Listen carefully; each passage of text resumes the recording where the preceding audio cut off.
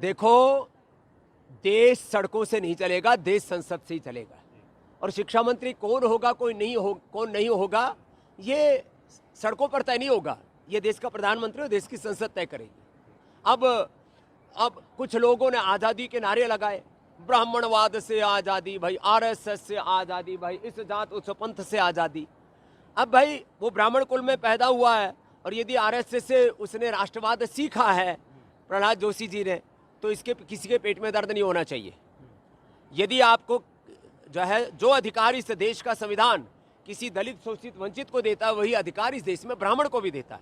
इसलिए ब्राह्मणवाद को क्यों गाली देना, मैं कहता हूं कोई भी वाद नहीं होना चाहिए, लेकिन ब्राह्मणों को भी गाली देना वह भी असंवैधानिक अलोकतांत्रिक है। शूद्र को गाली देना भी अलोकतांत्रिक। गुरु पूर्णिमा पर यहाँ हजारों भाई बहनों का, जो ब्राह्मण भी है, क्षत्रिय भी है, वैश्य भी है, शूद्र भी है, सभी जाति वर्ग समुदाय के भाई बहन सबको गुरु परंपरा में दीक्षित कर रहे हैं।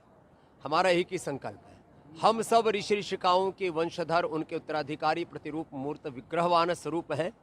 और ऋषि ऋषिकाओं के वंशधर होने के नाते ऋषि संस्कृति का, सनातन संस्कृति का सबसे बड़ा प्रतीक यज्ञोपवीत सब धारण कर रहे हैं। तो सनातन विरोधियों ने हम पर लांछन लगाया कि एक ब्राह्मण जाति को छोड़ करके किसी को दूसरे को यज्ञोपवीत करने का अधिकार नहीं। यह सब जाति वर्ग समुदायों के भाई बहन यज्ञोपवीत धारण कर रहे हैं, और स्त्री और शूद्र तो वेद पढ़ ही नहीं सकते, यज्ञोपवीत धारण नहीं कर सकते, ऐसी मिथ्या भ्रांति फैलाई थी सनातन विरोधियों ने। आज सब प्रमाण देख ले कि यहाँ पर पुरुषों के साथ सब बेटियां, सब स्त्रियां भी यज्ञोपवीत धारण कर रही हैं, और यहाँ वेद पढ़ती हैं।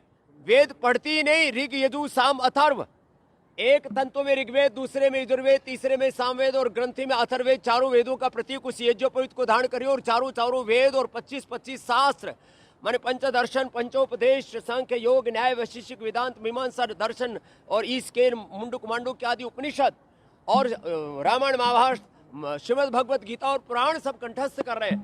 तो यह नया भारत है जिसमें सभी यज्ञ कर रहे हैं, सभी यज्ञोपवीत धारण कर रहे हैं, सब वेद पढ़ रहे हैं और सब एक भाव से आगे बढ़ रहे हैं। कोई भेदभाव नहीं, सब एक पूर्वजों की संतान है। आज हमारे मजहब अलग हो सकते, पूर्वज अलग नहीं हो सकती। जो मैं बात कह रहा हूं उसका एक प्रत्यक्ष प्रमाण है कि आज हिंदू हो या मुसलमान हो, मुसलमान से पूछो तो भाई आप पहले क्या थे, बोलो हम तो कन्वर्टेड मुसलमान हैं। तुमने कहा मुसलमान से पहले क्या थे, बोलो वही थे जो आप हैं। अर्थात हम सबके पूर्वज एक हैं, हम सबका डीएनए एक है, और हम सबका सनातन धर्म भी एक है, हम सबका राष्ट्र धर्म भी, मानव धर्म भी एक है, हम सबके पूर्वज एक हैं।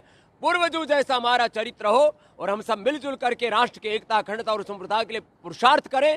और एक बात और कहना चाहता हूं, पिछले दोनों जंतर मंतर पर कुछ जैन जी ने इकट्ठे होकर के भारत को बदनाम किया। गाली गलौच हमारी संस्कृति और हमारी प्रकृति नहीं है। हमने हमेशा बड़ों को आदर दिया है।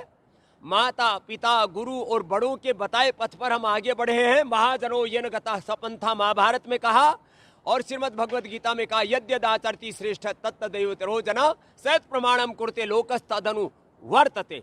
इसलिए अपने बड़ों को आदर दे, गौरव दे, और किसी भी प्रकार से कोई असहमतियां हो तो असहमति को भी डेमोक्रेटिक और संवैधानिक लोकतांत्रिक तरीके से, हमारा कॉन्स्टिट्यूशन एक डेमोक्रेसी है और हमारे भीतर सबसे बड़ी एक ह्यूमैनिटी है, डिविनिटी है। तो अपने लोकतांत्रिक, संवैधानिक, मानवीय, नैतिक, आध्यात्मिक मूल्यों को मरने ना दे। अपने बच्चों को भी समझाएं, गाली गलौच नहीं करें। आपको यदि विरोध भी करना है तो वो भी विवेक पूर्वक करें।